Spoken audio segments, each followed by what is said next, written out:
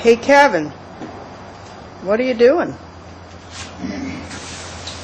Well, this is bobby pinning. Now I'm working on the finish work. So just coming back and hitting all the little boo-boos, any of the little holes in my welds, any little spot that I may have missed. Gotta come back and grind them all down, smooth them all out, fix all the little spots on there, get it ready for finish. So this becomes the tedious part. Being very meticulous, where you got to work on one spot, finish it, move to the next spot. Got a long way to go. That's what we're doing. Just fill it in the cracks, grinding it smooth, moving on to the next one. Then we'll finish it up, and get some finish on it, and hang it up, and it'll be ready to go to the show.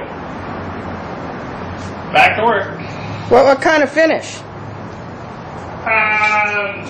Actually, I was thinking about putting a rust finish on it, and I was going to coat it with a product called Penetrol, which seals the rust, so it stops it from rusting anymore, and gives it just a kind of a hard finish instead of where the rust is kind of a rough finish.